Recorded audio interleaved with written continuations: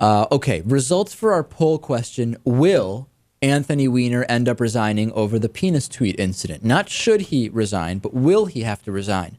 64% say no, and 29% say yes.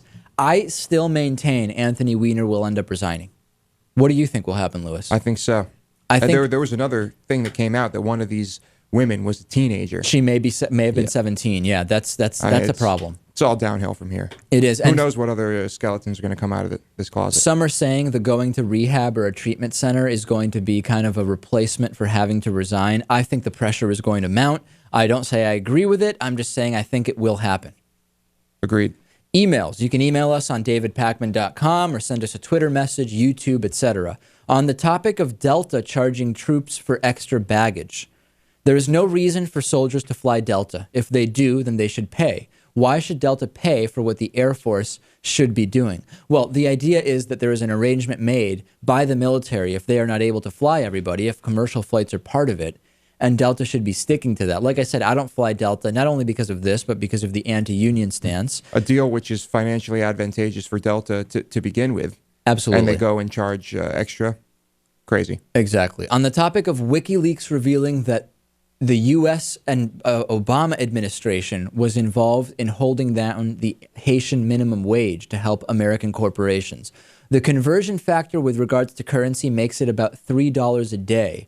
With regards to Haitian currency, a fairly livable wage. In terms of economy of scale, people would be able to have adequate food and water with that minimum wage. In terms of health insurance, perhaps a different story.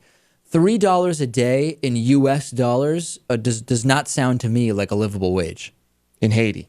No, but it's 31 cents translated penny for penny. In terms of buying power, what I'm hearing is that it's $3 per day. It's not a lot.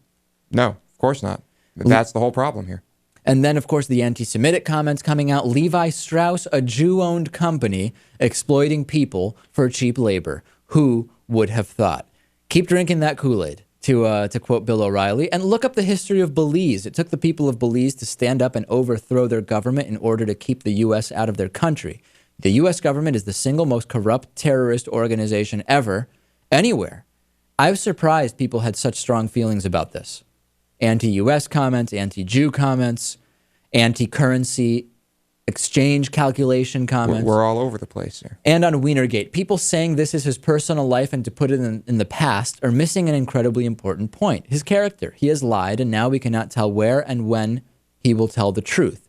You want someone like that in office? If so, you have no problem with lending a hand to corruption in our government. Believe me, there's plenty of other ways that people are lending hands to corruption in government that have nothing to do with Anthony Weiner's stimulus package, for lack of a better term. And I'm not American, so it's not like I'm going to vote there, but the pictures did not change my opinion of him. If he resigned over this, I would lose respect for him.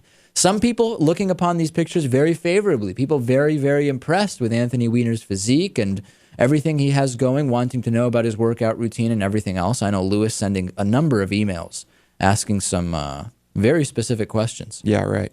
On the bonus show, we'll talk about some horrifying, terrifying zoo exhibits. How much would you pay for a guard dog? You'd be shocked to know what some people are paying. And birtherism is back in the Republican Party. Bonus show coming up next. The David Pakman Show at davidpakman.com.